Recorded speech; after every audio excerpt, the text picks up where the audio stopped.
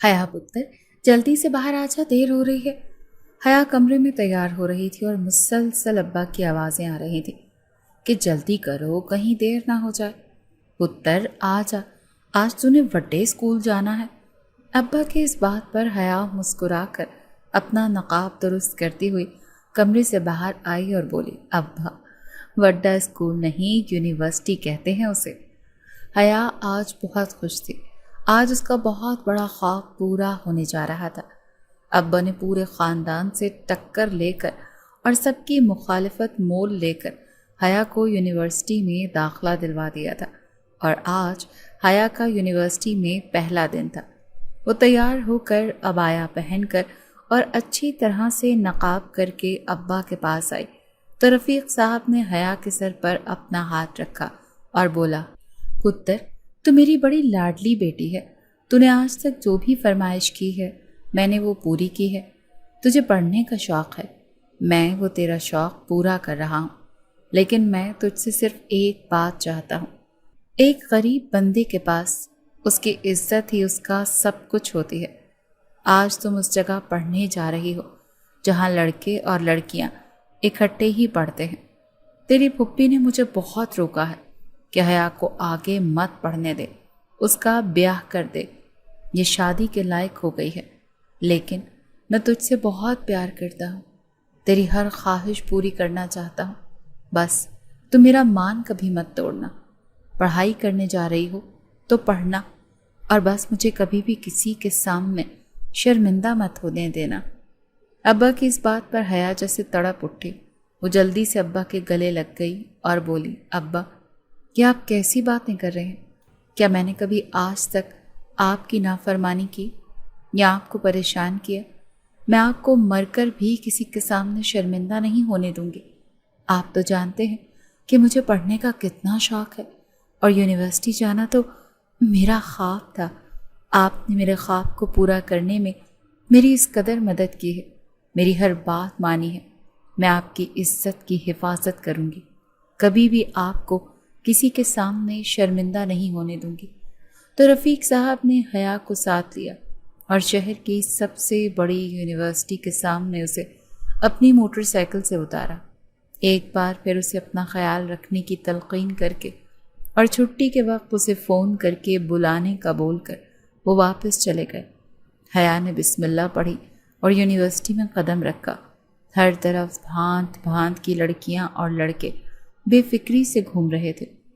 لڑکیاں تو ایسے فیشن کر کے یونیورسٹی آئی ہوئی تھیں جیسے وہ کسی فیشن شو میں آئی ہوں۔ حیا دل میں ان کو دیکھ کر استغفار کرتی ہوئی آگے بڑھی۔ اسے فائقہ کا انتظار تھا جو کہ اس کی دوست تھی۔ اس نے بھی حیا کے ساتھ ہی اسی کے ڈپارٹمنٹ میں ایڈمیشن لیا تھا۔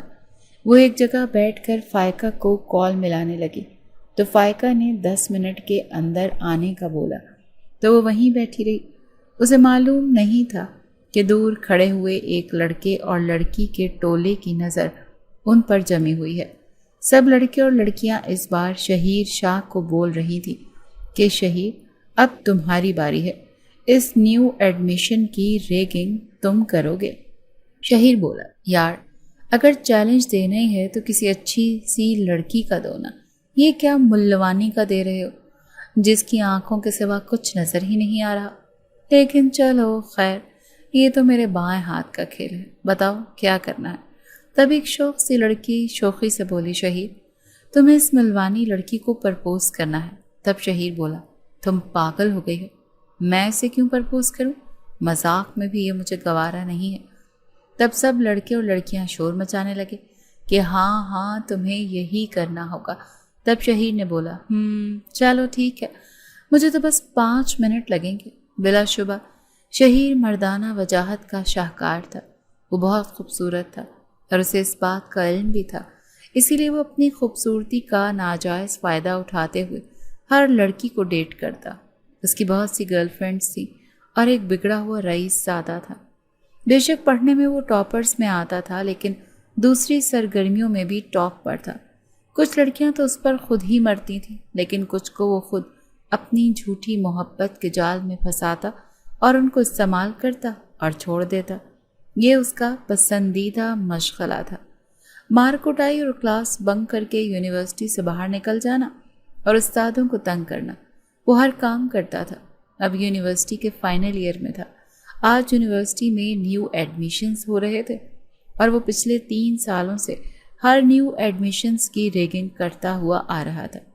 اس کے ساتھ اس کے کچھ دوست لڑکے اور لڑکیاں بھی تھیں۔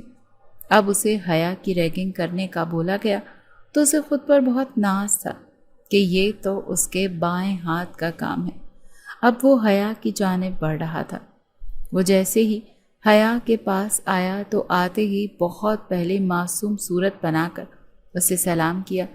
حیا گھبرا گئی اور جلدی سے وعلیکم السلام بولا۔ تب شہیر بولا، مجھے پتا ہے آپ نیو ایڈمیشن ہیں، آپ کو کسی بھی بات کی اگر سمجھ نہیں آ رہی تو مجھ سے پوچھ سکتی ہیں۔ تب حیا بولی، جی نہیں، میری دوست بس آنے والی ہے، آپ جائیں یہاں سے۔ شہیر کو جیسے مزہ آیا کہ وہ لڑکی تو گھبرا رہی تھی۔ شہیر نے جلدی سے حیا کا ہاتھ پکڑا اور بولا، میں تمہاری ان حسین آنکھوں پر مر مٹا ہوں، کیا تم مجھ سے شادی کرو گی؟ حیا کے لیے یہ سب غیر متوقع تھا۔ حیا نے جلدی سے اپنا ہاتھ چھڑوایا اور دوسرے ہاتھ سے شہیر کے منہ پر زور سے تھپڑ رسید کر دیا۔ شہیر کے تو 14 طبق روشن ہو گئے۔ وہ تو کبھی سوچ بھی نہیں سکتا تھا کہ یونیورسٹی کے بیچوں بیچ اسے ایک لڑکی سرعام تھپڑ مارے گی۔ اس کا صدمے سے برا حال ہوا تھا۔ حیا تھپڑ مار کر ایک طرف پروقار انداز میں چلتی ہوئی چلی گئی۔ پیچھے شہیر اپنے گال پر ہاتھ رکھے اسے جاتا ہوا دیکھ رہے تھے۔ یکدم بے شمار لڑکے اور لڑکیوں کی ہنسی کی آواز پر وہ جیسے خواب سے جاگا۔ اس کے سب دوست لڑکیاں زور زور سے ہنس رہے تھے اور بول رہے تھے، شہیر، یہ تمہارے ساتھ کیا ہو گیا؟ اس چھٹانگ بھر کی لڑکی نے تمہارے منہ پر تھپڑ مار دیا، پر تم یوں ہی کھڑے رہے۔ تب شہیر غصے سے پاگل ہو گیا۔ وہ ایک طرف جلدی سے بڑھا، لیکن اس کے ایک دوست نے اس کا ہاتھ پکڑ لیا اور بولا، پاگل مت بنو، رکو، کہاں جا رہے ہو؟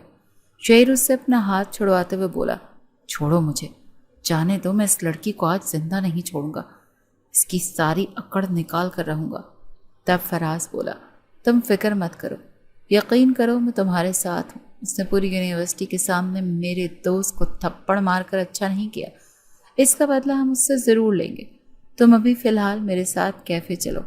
فراز شہیر کو لے کر یونیورسٹی سے باہر بنی ایک کافی شاپ پر آ گیا اور اس کا غصہ ٹھنڈا کرنے لگ گیا، لیکن شہیر کا غصہ کم ہونے کا نام ہی نہیں لے رہا تھا۔ تبھی ان دونوں نے ایک پلان بنایا اور شہیر کے چہرے پر کمینی سی مسکراہٹ دوڑ گئی۔ اس نے سوچا وہ اس معمولی سی لڑکی کو سبق سکھا کر ہی دم لے گا۔ حیا کا پہلا دن یونیورسٹی میں اس شہیر نامی بدتمیز لڑکے کی وجہ سے بہت برا گزرا تھا۔ وہ ہرگز شہیر پر ہاتھ نہیں اٹھانا چاہتی تھی۔ اسے معلوم تھا کہ پہلے دن کچھ شرارتی اسٹوڈنٹ نئے آنے والے اسٹوڈنٹس کی ریگنگ کرتے ہیں، ان کا مذاق اڑاتے ہیں، لیکن جب شہیر شاہ نے حیا کو ہاتھ لگایا تو اس کا ہاتھ پکڑا، تب حیا کا دماغ گھوم گیا اور اس نے کچھ سوچے سمجھے بغیر ہی شہیر کو تھپڑ دے مارا۔ لیکن اسے اگر معلوم ہوتا جس تھپڑ کی وجہ سے وہ اتنا ذلیل و خوار ہوگی تو وہ کبھی بھی شہیر پر ہاتھ نہ اٹھاتی۔ 10-15 دن ایسے ہی یونیورسٹی آتے ہوئے گزر گئے۔ کبھی کبھی حیا کو شہیر نظر بھی آتا، لیکن اس نے دوبارہ کبھی بھی حیا سے ہم کلام ہونے کی کوشش نہیں کی تھی۔ حیا نے بھی دل میں شکر ادا کیا کہ مصیبت ٹلی، لیکن مصیبت ٹلی نہیں تھی، بلکہ حیا کا برا وقت آج سے شروع ہونے والا تھا۔ آج حیا کے والد دوسرے شہر کسی کام سے گئے ہوئے تھے۔ انہوں نے آج واپس تو آ جانا تھا، لیکن حیا کو تب تک چھٹی ہو جانی تھی۔ اسی لیے حیا نے رفیق صاحب کو بولا کہ ابا، میں رکشے پر آ جاؤں گی، آپ میری فکر مت کرنا، آپ آرام سے واپس آنا، میں گھر پہنچ جاؤں گی۔ تب رفیق صاحب بھی تھوڑا بے فکر ہو گئے اور اسی دن شہیر کا انتظار تھا۔ جیسے ہی حیا یونیورسٹی سے باہر نکلی، شہیر اور اس کے دوست فراز نے اچانک ہی حیا کے منہ پر ہاتھ رکھا اور جلدی سے اسے گاڑی میں گرایا اور فراز نے زن سے گاڑی بھگا لی۔ حیا رکشے کے انتظار میں کھڑی تھی۔ اسے کیا معلوم تھا کہ اس کے ساتھ کیا ہونے والا ہے، اور بدقسمتی سے ارد گرد کوئی خاص لوگ بھی نہیں تھے کہ کچھ لوگ ہی ہوتے اس کو دیکھ لیتے، اس کی مدد کرتے۔ اس نے بہت مزاحمت کرنے کی کوشش کی لیکن شہیر کا ہاتھ حیا کے منہ پر سختی سے جمع ہوا تھا۔ تھوڑی دیر بعد ہی شہیر نے ایک رومال حیا کو سنگھایا تو وہ اپنے ہوش کھوتی چلی گئی اور بے ہوش ہو گئی۔ تقریباً 1.5 گھنٹے کے بعد وہ دوبارہ سے ہوش میں آئی۔ پہلے تو اسے کچھ سمجھ میں ہی نہ آئی کہ وہ کہاں ہے، لیکن جب اس نے مندی مندی آنکھوں سے ارد گرد دیکھا تب اسے پتہ چلا کہ وہ کسی گاڑی میں سوار ہے اور اس کے ساتھ ایک شخص بیٹھا ہوا ہے۔ اسے اچانک سے سب کچھ یاد آ گیا اور وہ دوبارہ سے چیخنے چلانے لگی۔ میں نے تمہارا کیا بگاڑا ہے؟ تمہیں اللہ کا واسطہ مجھے میرے گھر چھوڑ کر آؤ۔ تم مجھے کہاں لے کر جا رہے ہو؟ پلیز، میرے ابا صدمے سے ہی مر جائیں گے، مجھے واپس جانے دو۔ تم لوگوں کو اللہ کا واسطہ، میں تم سے ہاتھ جوڑ کر معافی مانگتی ہوں کہ میں نے اس دن تمہیں تھپڑ مارا۔ پلیز مجھے معاف کر دو، مجھے جانے دو، لیکن یہ ظلم میرے ساتھ مت کرو، مجھے جانے دو۔ تب شہیر کمینگی سے مسکرایا اور بولا، آج تک شہیر شاہ پر کسی نے ہاتھ نہیں اٹھایا، تمہاری اتنی جرت کہ تم نے مجھے تھپڑ مارا؟ اس تھپڑ کے لیے تمہیں ساری زندگی پچھتانا پڑے گا۔ میں تمہارے ساتھ وہ کروں گا کہ تم ساری زندگی یاد رکھو گے۔ تمہیں سبق سکھانا بہت ضروری تھا۔ یہ نقاب کر کے تم معمولی سی لڑکیاں خود کو پتہ نہیں کیا سمجھنے لگ جاتی ہو کہ تم بڑی پارسا ہو۔ اچھی طرح سے جانتا ہوں میں تم جیسی لڑکیوں کو۔ وہ غصے اور نفرت سے بولا۔ حیا کی آنکھوں سے آنسو چھلک پڑے۔ وہ پھر سے بولی، پلیز مجھے جانے دو۔ حیا نے شہیر کے آگے اپنے ہاتھ جوڑ دیے، لیکن شہیر نے اس کے دونوں ہاتھوں کو مضبوطی سے اپنے ہاتھوں میں لیا۔ تبھی مزاحمت کرتے کرتے حیا کا نقاب چہرے سے ہٹ گیا اور دوپٹہ بھی سر سے سرک گیا۔ تب جو منظر شہیر نے دیکھا اس نے اس کے ہوش ہی اڑا ڈالے۔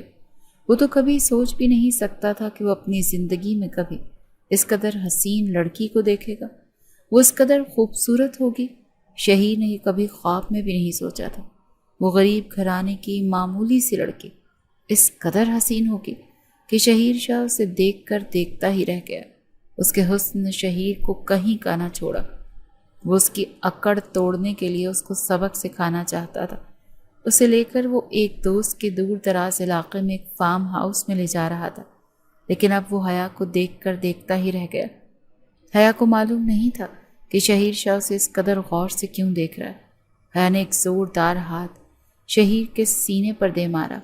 اس سے پہلے وہ منتیں کر رہی تھی، لیکن اب وہ غصے میں چلا رہی تھی۔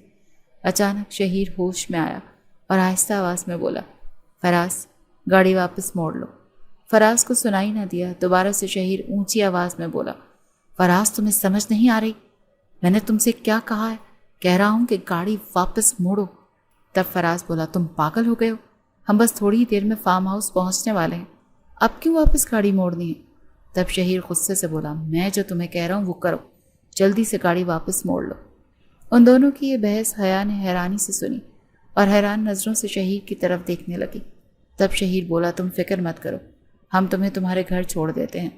حیا دل میں بہت خوش ہوئی اور چہرے پر سنجیدگی لاتے ہوئے اسے خیال آیا کہ اس کا دوپٹہ سر سے سرک چکا۔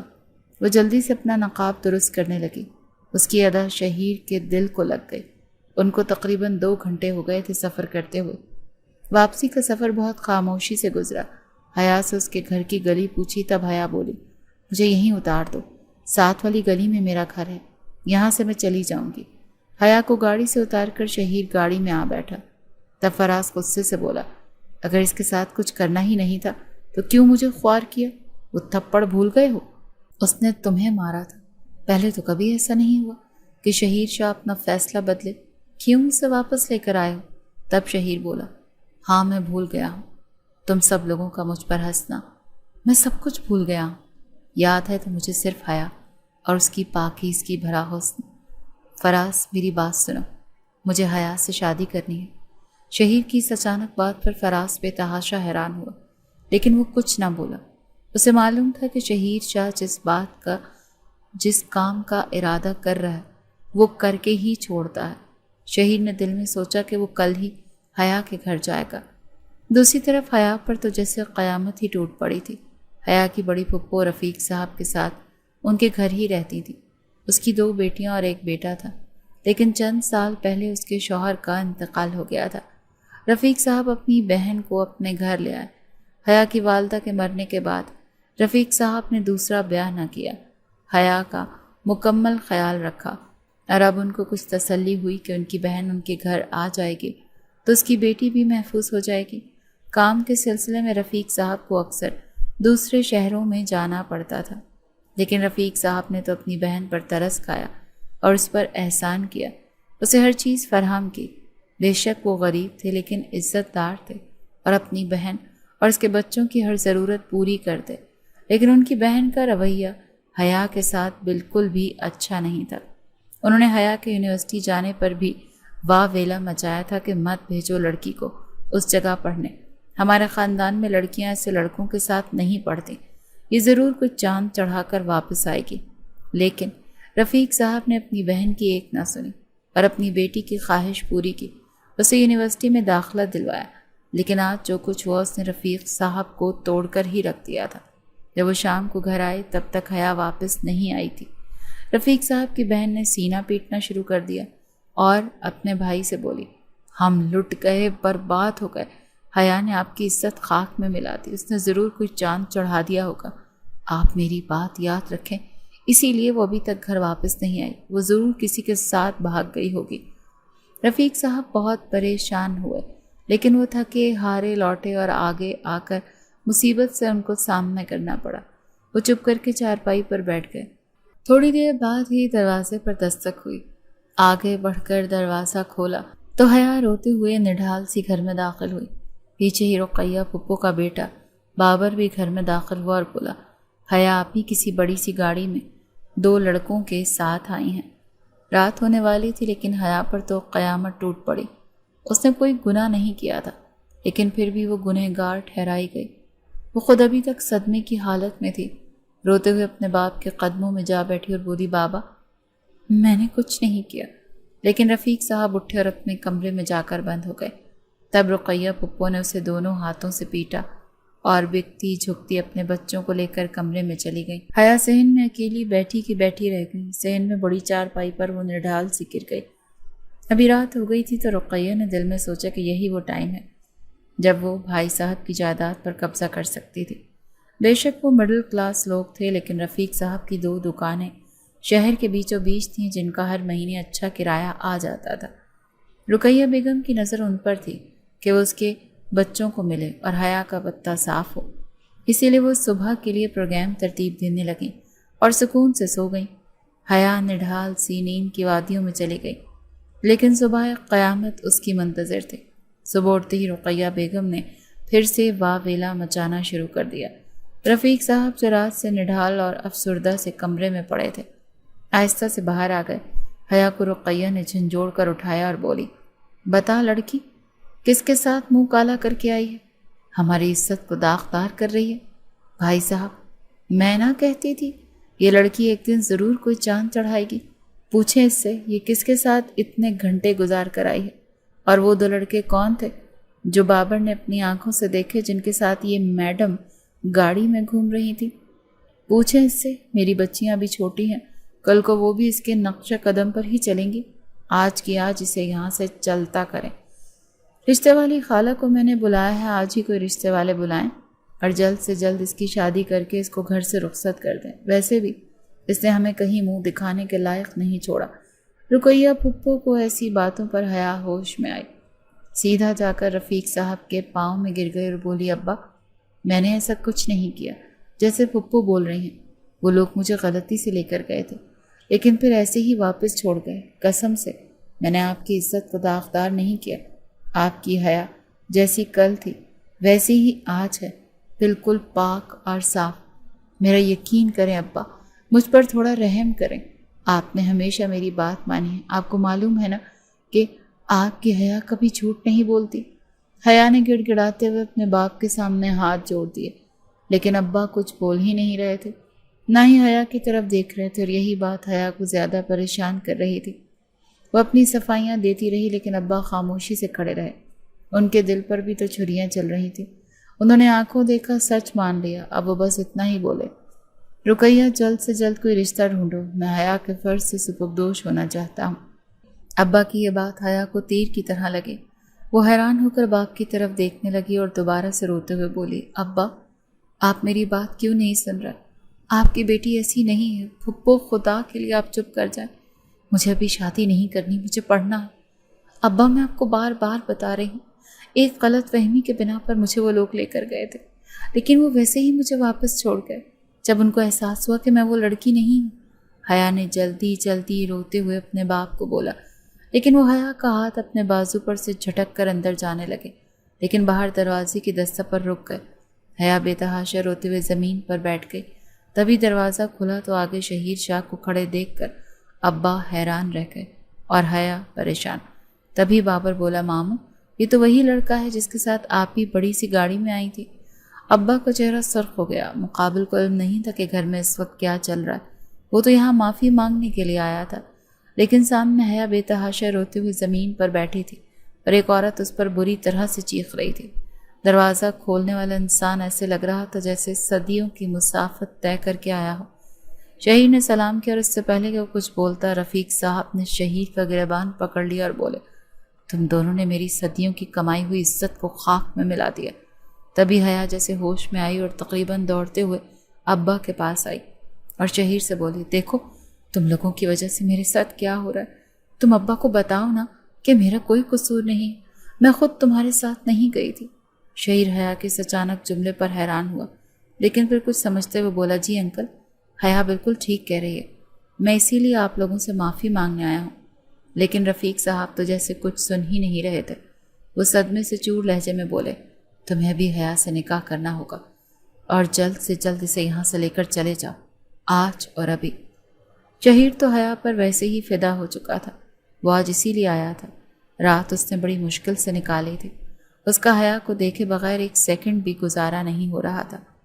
وہ حیا سے معافی مانگنے اور اسے یہ بتانے کے لیے آیا تھا کہ اس کے بغیر نہیں رہ سکتا، لیکن سامنے جو حالات تھے اس نے شہیر کو بھی پریشان کر دیا تھا۔ وہ کچھ بولتا اس سے پہلے حیا نے اس قدر دکھ اور حیرانی سے باپ کی طرف دیکھا کہ شہیر کا دل ٹکڑے ٹکڑے ہو گیا۔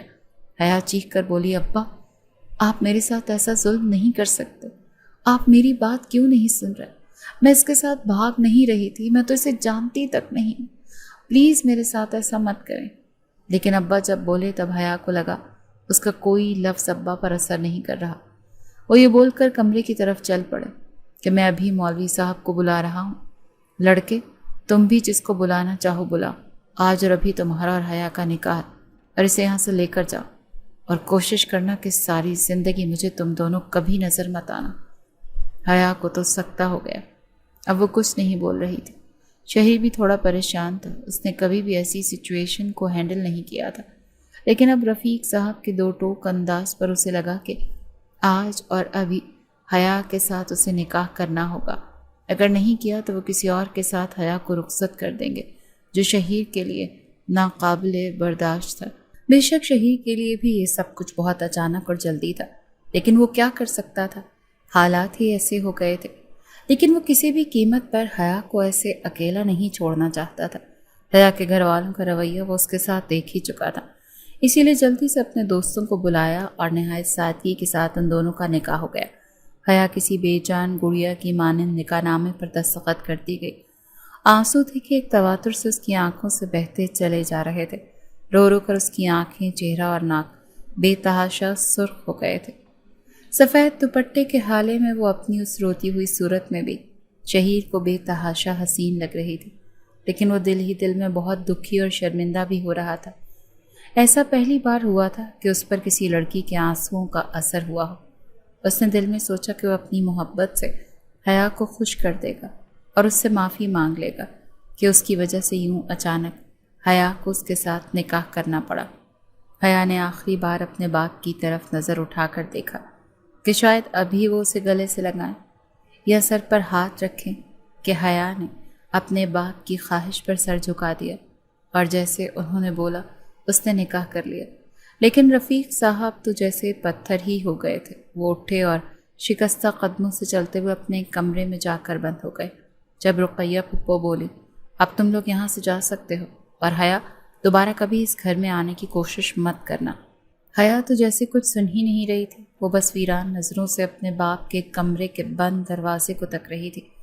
شہیر نے حیا کا ہاتھ پکڑا اور اسے اپنے ساتھ گاڑی میں لا بٹھایا۔ وہ کسی ٹرانس کی کیفیت میں چلتی ہوئی گاڑی میں آ بیٹھی۔ کچھ دیر بعد ہی شہیر اسے اپنے گھر اپنے کمرے میں لے آیا۔ ملازمہ کو اسے کھانا پانی دینے کا بول کر وہ اپنی ماں کے پاس آیا اور ہر بات کی وضاحت ماں کو دینے لگا اور بولا کہ میں اس لڑکی کو بہت پسند کرتا ہوں اور میں نے اس سے شادی کر لی ہے۔ شہیر کی ماں بہت حیران ہوئی، لیکن وہ اپنے اس ضدی بیٹے کی ضد کو اچھی طرح سے جانتی تھی۔ تھوڑا سا غصہ کرنے کے بعد وہ بیوی سے بولی، ٹھیک ہے بیٹا، جیسے تمہاری مرضی، ہم تمہاری مرضی میں ہی خوش ہیں۔ شہیر دوبارہ کمرے میں آیا تو جیسے وہ حیا کو چھوڑ کر گیا تھا وہ ویسے ہی بیٹھی ہوئی تھی۔ شہیر نے حیا کے پاس آ کر اس کا ہاتھ پکڑا۔ شہیر کے جذبات امٹ امٹ کر باہر آنے لگے، لیکن حیا کو تو شہیر کے چھونے سے جیسے کرنٹ لگا ہو۔ وہ ایک دم ڈر کر پیچھے ہوئی اور جیسے ہوش میں آئی تبھی اچانک وہ ہوا جس کا شہیر نے سوچا ہی نہیں تھا۔ حیا نے ایک سناٹے دار تھپڑ شہیر کے منہ پر دے مارا۔ شہیر اس اچانک حملے کے لیے تیار نہیں تھا۔ وہ حیران نظروں سے حیا کی طرف دیکھنے لگا۔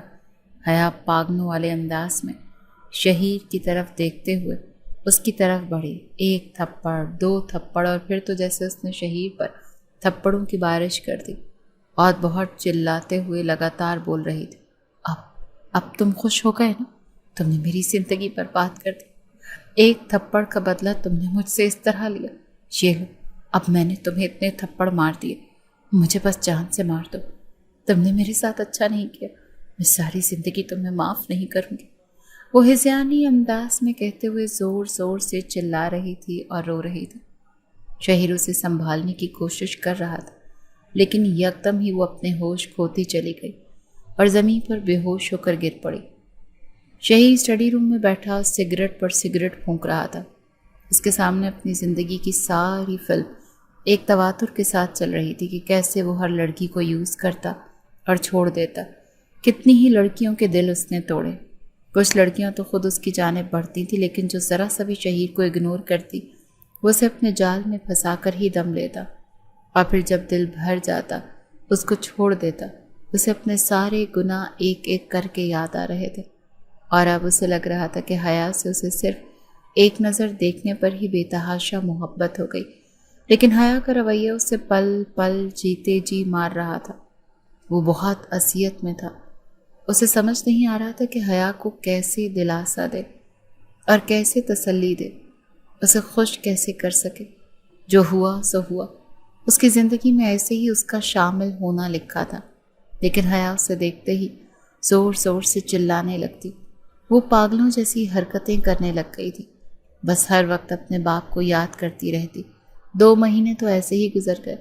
حیا سے زیادہ شہیر اذیت میں تھا۔ وہ حیا سے بے تحاشا محبت کرنے لگا تھا، اس کو دیکھ دیکھ کر جیتا، لیکن حیا اسے دیکھتے ہی بری طرح سے چلانے لگتی۔ شہیر کی یہ حالت دیکھ کر اس کی امی افسردہ ہوتی۔ آج وہ حیا کے پاس آئیں اور اس کے سامنے ہاتھ جوڑ دیے، بیٹا کچھ رحم کھاؤ میرے بیٹے پہ، میں شہیر کی ماں ہوں، مجھ سے اس کی یہ حالت دیکھی نہیں جا رہی۔ تم نے اپنا حال بھی دیکھو کیا بنا رکھا ہے۔ شہیر اب تمہارا شوہر ہے، بے شک جیسے بھی حالات میں تم لوگوں کا نکاح ہوا ہے، لیکن میں سب جانتی ہوں۔ مجھے پتا ہے شہیر سے غلطی ہوئی ہے، لیکن اس نے تمہارے ساتھ تو کچھ غلط نہیں کیا۔ بے شک وہ تمہیں اغوا کر کے لے جا رہا تھا، لیکن پھر واپس تو چھوڑ گیا تھا نا۔ تم سے اگر برا کیا ہے تو تمہارے گھر والوں نے کیا، تم ان کی سزا میرے بیٹے کو کیوں دے رہی؟ میں روز اسے تڑپتے ہوئے دیکھتی ہوں، وہ تم سے بہت محبت کرتا ہے۔ خدا کے لیے تم اسے معاف کر دو اور اپنا رویہ بہتر کر لو، یہ ایک ماں کی تم سے التجا ہے۔ شہیر کی ماں یہ باتیں کر کے روتے ہوئے حیا کے کمرے سے باہر چلی گئی۔ حیا شہیر کی ماں کی باتیں سن کر طنزیہ سی مسکرائی۔ شہیر کو سمجھ نہیں آ رہا تھا وہ کیا کرے کہ حیا خوش رہنے لگ جائے۔ اب تقریباً کچھ دنوں سے وہ نوٹ کر رہا تھا کہ حیا اب نماز پابندی سے پڑھنے لگ گئی تھی۔ شروع میں تو اس نے بالکل ہی کھانا پینا اور نماز وغیرہ بالکل چھوڑ دی تھی، لیکن وقت بہت ظالم چیز ہے، کچھ لوگوں کے لیے مہربان بھی ثابت ہوتا ہے۔ یہ سب سے بڑا مرہم ہے، جیسا بھی اور جتنا بھی گہرا زخم ہو، وقت کے ساتھ ساتھ وہ زخم بھر ہی جاتا ہے۔ اسی لیے حیا کچھ دنوں سے شہیر کو برا بھلا بھی نہیں کہہ رہی تھی۔ شہیر کے دماغ میں اچانک ایک خیال آیا۔ آج وہ پھر وہی پرانے راستے چل پڑا۔ مہینوں بعد وہ حیا کے گھر جا رہا تھا۔ دل میں تھوڑا سا گھبرا بھی رہا تھا کہ پتہ نہیں حیا کے والد اس کے ساتھ کیسا رویہ رکھیں، لیکن آج وہ دل میں عہد کر کے جا رہا تھا کہ وہ لازمی حیا کے والد کو سب سچ سچ بتا کر آئے گا۔ اس نے دروازے پر بیل دی تو بابر نے دروازہ کھولا۔ شہیر کو دیکھ کر حیران ہوا اور بولا، آپ یہاں کیوں آئے ہیں؟ تب شہیر بولا، مجھے انکل سے ملنا ہے، ان کو بلاؤ۔ بابر بولا، کیا آپ اس دن والی بے عزتی بھول گئے؟ شہیر کی برداشت ختم ہو گئی۔ اس نے زور سے بابر کو اندر کی طرف دھکیلا۔ گھر میں داخل ہوا۔ رفیق صاحب کے کمرے پر دستک دی۔ اندر سے آواز آئی، آ جاؤ۔ تب وہ اندر داخل ہوا۔ رفیق صاحب اینک لگائے اخبار کا باریک بینی سے مطالعہ کر رہے تھے۔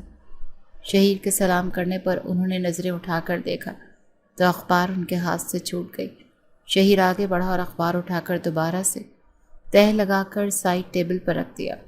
رفیق صاحب کے قدموں میں بیٹھ گیا۔ اس سے پہلے کہ رفیق صاحب کچھ بولتے، شہیر نے رفیق صاحب کے دونوں پیروں پر ہاتھ رکھ کر پھر اپنے ہاتھ ان کے سامنے جوڑ دیے اور بولا، آج آپ کو میری بات سننا پڑے گی۔ آپ نے حیا کو اس بات کی سزا دی ہے جو اس نے کیا ہی نہیں تھا۔ وہ بے گناہ تھی، میں گنہگار تھا، میری غلطی تھی۔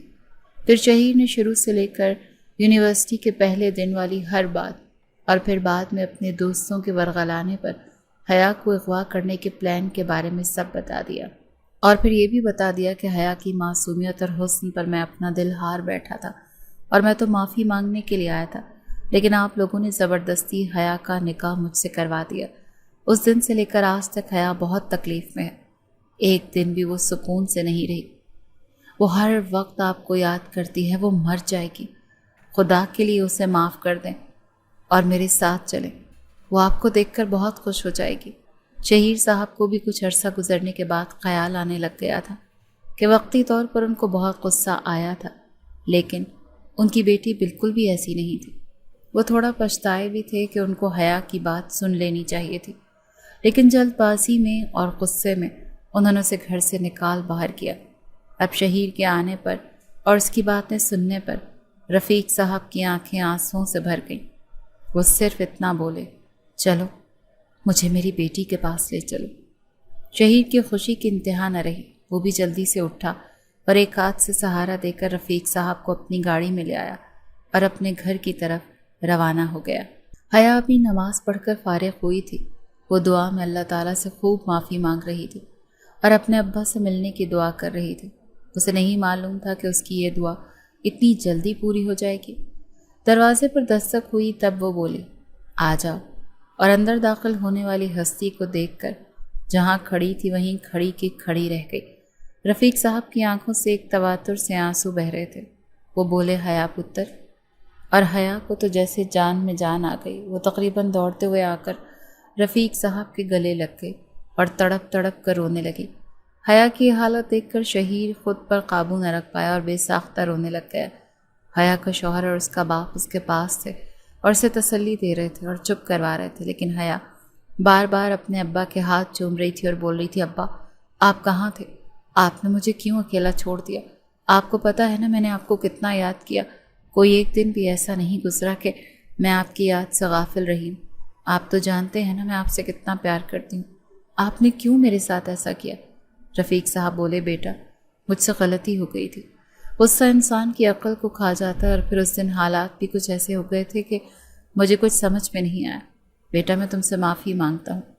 رفیق صاحب کی اس بات پر حیا نے تڑپ کر ان کے ہاتھوں کو کھولا اور دوبارہ سے چومتے ہوئے بولی، اب آپ معافی مت مانگیں، آپ آ گئے ہیں نا تو آپ کی حیا اب زندہ ہو گئی ہے، اب مجھے یہاں سے لے چلیں اپنے ساتھ۔ تب شہیر نے حیرانگی سے حیا کی طرف دیکھا۔ اس کے چلے جانے سے شہیر کو لگا کہ وہ زندہ نہیں رہ سکے گا۔ اس سے پہلے کہ شہیر کچھ بولتا، رفیق صاحب بول اٹھے، بیٹا میں نہیں چاہتا کہ میں تمہیں اس گھر میں دوبارہ لے کر چلوں جہاں تمہاری پھپھو کا راج ہے۔ تم جانتی ہو نا کہ وہ کیسی عورت، میں تو بس چپ کر کے اپنے کمرے میں پڑا رہتا ہوں، اور میں تمہیں بتانا چاہتا ہوں کہ یہ تمہارا شوہر ہے، تمہیں اس کی عزت اور خیال کرنا ہے، یہ بہت اچھا ہے۔ اگر یہ آج میرے پاس آ کر سب سچ نہ بتاتا تو یقیناً میں تو اس دکھ کے ساتھ ہی قبر میں چلا جاتا۔ تم خوش رہو، मेरी दिली दुआ है और फिक्र मत करो, मैं तुमसे मिलने आता जाता रहूँगा। मेरी बेटी, अब तुमने बिल्कुल रोना नहीं, खुश हो जाओ, मैं तुम्हारे साथ हूँ। तुम्हारा शौहर भी तुमसे बहुत प्यार और तुम्हारी इज्जत करता है। तुम दोनों एक दूसरे का बहुत ख्याल रखो और खुश रहो। कुछ देर बातें करने के बाद शहीर ने हया के वालिद के लिए एक पुरतकल्लुफ़ दावत का एहतमाम कर लिया। रफ़ीक साहब शहीर के सालीशान घर और नौकर चाकर सब कुछ देखकर अल्लाह का बहुत शुक्र अदा कर रहे थे कि उसकी बेटी के नसीब बहुत अच्छे हैं। बेशक शादी जैसे भी हालात में हुई, लेकिन अब वो अपनी बेटी को समझा रहे थे कि वो खुश रहे। बेशक अल्लाह जो करता है उसमें हमारी बेहतरी ही होती है। बहुत सारा वक्त अपनी बेटी के साथ गुजार कर शहीर के साथ रफ़ीक साहब वापस अपने घर आ गए। रात को शहीर जैसे ही कमरे में आया तो हया ने जैसे उसी के इंतज़ार में बैठी थी, उसे देखकर वो जल्दी से खड़ी हुई और उसके सामने आकर बोली, तुम्हारा बहुत शुक्रिया। मैं कभी सोच भी नहीं सकती थी कि तुम जैसा इंसान जिसने मेरी ज़िंदगी बर्बाद कर दी हो वो मुझे मेरे बाप से मिलवाने के लिए कोशिश करेगा। लेकिन बहरहाल तुम जैसे भी हो, इस बात के लिए मैं तुम्हारी एहसानमंद हूँ कि तुमने मुझसे मेरे वालिद को मिलवा दिया। तुम्हारा बहुत शुक्रिया। खुशी हया के चेहरे से साफ टपक रही थी। आखिर में वो थोड़ी संजीदा सी होकर बोली, जाते हुए दरवाज़ा बंद करते जाना, और आकर बिस्तर पर लेट गई। शहीर जो मुंतज़िर था कि उसका बहुत शुक्रिया अदा करेगी और उससे बहुत ज़्यादा खुश होगी, लेकिन लगता था शहीर की सज़ा अभी तक ख़त्म नहीं हुई थी। शहीर ने बेबसी से हया की तरफ देखा और बुझे बुझे कदमों से चलते हुए कमरे से बाहर चला गया। जब से वो हया को इस घर में लाया था तो हया उसके कमरे पर जैसे कब्ज़ा जमा लिया था। वो कभी भी शहीर को कमरे में सोने की इजाज़त नहीं देती थी। शुरू में तो उसे देखते ही वो आपे से बाहर हो जाती थी, लेकिन अब अगर उससे कोई थोड़ी बहुत बात कर लेती, लेकिन रात को उसे कमरे में आने की इजाज़त हरगिज़ नहीं थी। हया ने बाजू के नीचे थोड़ी सी आंखें खोलकर शहीर को अफसरदा सी हालत में जाते देखा। तब उसे हल्का सा अफसोस हुआ, लेकिन उसने सर झटक दिया और दिल में बोली, इस इंसान ने मुझे बहुत ज़लील ख्वार किया है। बेशक मुझे अब मेरे वालिद से मिलवा दिया, लेकिन मेरा यूनिवर्सिटी जाने का ख्वाब और वहाँ पढ़ने का ख्वाब इसकी वजह से मिट्टी में मिल गया। इसकी वजह से मैं अपने बाप की नज़र में गिरी। इसकी वजह से रुक़ैया फुप्पो ने मुझे इतनी बातें सुनाई, मुझ पर इतने घटिया इल्ज़ाम लगाए। शहीर शाह, इतनी आसानी से मैं तुम्हें माफ़ नहीं करूँगी। उसने दिल में सोचा और सो गई। अगले दिन रफ़ीक साहब ने शहीर को फ़ोन किया कि आज वो घर में अकेला है। रुक़ैया अपनी बेटियों के साथ अपनी नंद के बेटे की शादी में दूसरे शहर गई हुई। तुम हया को लेकर मेरे पास आ जाओ, मेरा तुम दोनों से मिलने का बहुत दिल कर रहा है। शहीर ने इस बात में जवाब दिया और फ़ोन रख दिया। रफ़ीक साहब बेचैनी से उन दोनों के इंतज़ार में थे। रफ़ीक साहब को रुक़ैया के बारे में अच्छी तरह से पता था, लेकिन वो अपनी बेवा बहन और यतीम भांजे भांजियों को इस जालिम दुनिया के रहमो करम पर नहीं छोड़ना चाहता था। इसीलिए वो उनकी परवरिश बहुत अच्छे से कर रहा था। लेकिन अब जब सब सच सामने आ गया था तो अपनी बेटी से भी दूर नहीं रह सकते थे। इसीलिए आज मौका देखकर रफ़ीक साहब ने शहीर और हया को अपने घर बुला लिया।